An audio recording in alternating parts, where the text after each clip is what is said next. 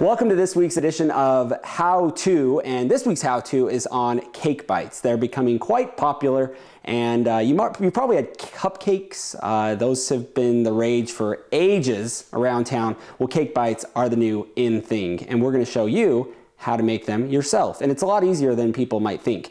The first step is baking a cake. If you don't know how to bake a cake, then you're gonna probably wanna stop here and go find another video on YouTube of how to bake a cake, or just follow the directions on the box that I used. The second step is to get some frosting. You can make your own frosting. Sometimes I do, sometimes I don't. This one we're gonna make today, this is a German chocolate cake, and this is German chocolate frosting. So we are going to use that. The cake, mind you, is fully baked. So if you've ever had a cake bite and you notice that it's a cookie dough texture somewhat, it's all fully baked inside. The texture, the moist texture is coming from the cupcake or from the frosting. So this is the first step. We have our baked cake. I've taken it out, let it cool out of the pan a little bit. So we're going to move the cake into any bowl. I like stainless steel bowls because the mixer seems to work a little bit well with them. This one might be a little bit small. Now you don't have to let the cake cool beforehand. It's just a little bit easier because then it makes a less runny dough after the fact, and it will allow us to almost immediately be able to do the coconut frosting inside. So now we're gonna take the coconut frosting and we're just gonna use a spatula and get it out of the can. You're gonna use the whole thing.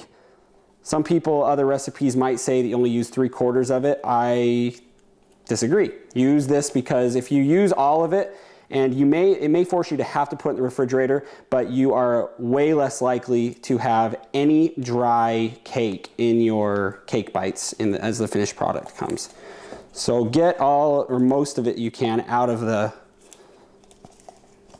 cup. So now we're just gonna kind of use the spatula and just get the big clumps mashed in, and then you go to your handy dandy mixer. I don't want to endorse brands too much this week like I did last week, so I use this very popular name brand mixer because they seem to work the best. And if you work with these very much, you're gonna know that the motors burn up like crazy. Yeah, it's probably the best mixer I've ever had, and it's got a warranty on it, and it was only 50 bucks.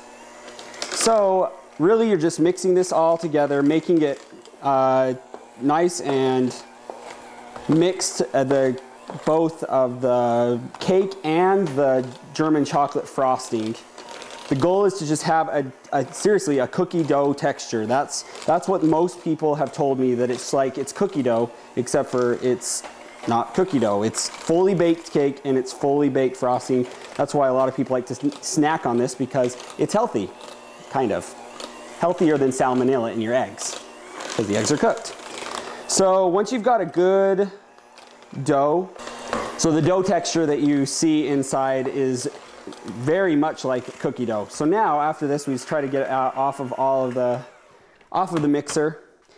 And it is a little bit warm, so we're gonna take a quick little smidgen of a break, put it in the fridge and make it cold and a little bit harder so that it's pliable and we can shape it into balls.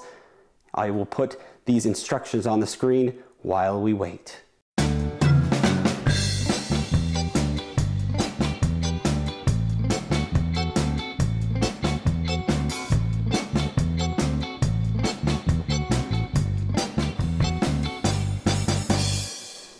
So the cake bites are now somewhat chilled. Now, if you are taking the long route, of course we're doing this a little bit sped up. We just put it in the freezer for like 10-15 minutes to let it go from warm to cool. The longer you let them sit in the fridge, the more pliable they're gonna be and the better looking ball form you're gonna get. This one's not too bad actually for 15 minutes, but we also let the cake cool a little bit on the counter beforehand. You can actually take the cake and dump it straight into the bowl and then mix the frosting in if you want to. You're just gonna have to let it sit and cool for a little bit longer. So anyway, made a little ball right there. So really you're just gonna set these out. There's a few different ways you can do it. This is where it's up to however you do it. Really, this is your main filling here. You've gotten the main piece done and people are probably like, wow, that's all that goes into a cake bite. Well, yeah, a lot of work goes into this. You have to bake the cake, you have to make the frosting, but of course, you know, you can always take the cheater way out and just make it from a box. So really we're just making little balls, and you can make them as big or small as you want. If you want to weigh them out, if you're that determined, 0.8 ounces is a good weight for a ball because it's just enough. And it's about the same as if you were to smash down a cupcake with its frosting into a ball. It's about how much it would be. Is that weird? 0.8 ounces. Anyway, so now we're gonna roll these out just so they're somewhat basic balls. We're gonna do 6 of them because I like the number 6 right now and I like uniformity on my tray. So I'm gonna do 6 total balls into that, and then we're going to dip them into chocolate. Now let me, just while I'm making the rest of this, the chocolate that we use is actually almond bark. And if you are familiar with almond bark, it's the stuff that you can actually make, like if you want to do moldable chocolate or make your own chocolate in molds. It's because it hardens so well. If you use regular chocolate, there's a few extra steps. I don't ever use regular chocolate, but if you want to, I'm sure there's a way you can find out. So I heat my almond bark, which you just can find at most stores, up on in a little mini crock pot.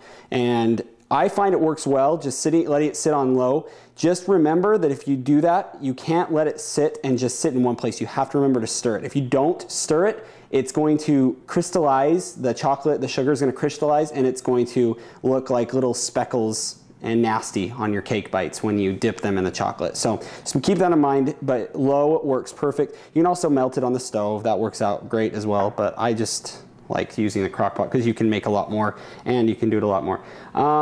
So now, these are just hors d'oeuvre forks. You can buy them at any store, and you can even use toothpicks. I like these a little bit better because they have 2 prongs versus a toothpick that only has 1. So you're just going to set it onto this. Another method you can do, you can actually stick these into them and freeze the balls in place on the tray and put it in the freezer and then take them out and then dip them right away. That's another method, but in the short instances of time here, we're just going to dip it and then take it out, let it drip a little bit, and then just put it right onto the tray. Let our fork slide out. If you want to decorate the top, you can. Not necessary, obviously. I don't know why I took a new fork because I didn't need to, but yeah. So you're just taking them in, and this stuff, you're gonna be shocked how fast it actually coats and hardens. It will probably take, by the time I get done with all 6 of these, it's probably going to be ready to eat on that first one, just because the almond bark, that's the advantage of using almond bark versus regular chocolate, is it's going to be a little bit faster process. And it's also unhealthier, so go figure. So as you can see, it's pretty easy to make these. Woo, that one almost fell off. And these are great for little parties. It actually cost me $4 to make the box cake and the box frosting. $4 even. That's with tax too. Never happens to me. Does it happen to you guys very much? And the almond bark is about $2.99 for a pound of it, which should be plenty for you. And then, you know, these little odds and ends you should probably have around the kitchen anyway, but if you don't. So you might be able to make a whole batch, a whole cake, which is all of our dough that we put in a Ziploc bag into the freezer, which you can put in the fridge or whatever. This will probably make, if they're all about that same size, probably about 50 to 60 cake bites. So if they're around 0.8 ounces, so it's quite a few, but don't eat too many of them. So now, looks like that one still is setting a little bit, so I lied. They're not quite finished yet. But anyway, that's pretty much it. You can let them dry. You can decorate them. You can get little decorating kits, and you can decorate the cake bites with different colors. You can also tint the chocolate if it's white almond bark. Obviously, this chocolate doesn't tint very well. So that's how you make cake bites. I look forward to seeing what different varieties you come up with. I've made chocolate with mint frosting. You can make white cake with vanilla frosting. Pretty much the possibilities are endless if you make whatever type of cake you want and whatever type of frosting. Mix it together, and you can even add that extra mix into it by using white chocolate, dark chocolate, milk chocolate. There's a lot of different varieties. So experiment, let us know at dixiesun@dixie.edu, and we'll try to put some of your recipes up on the website. You have yourself a good week.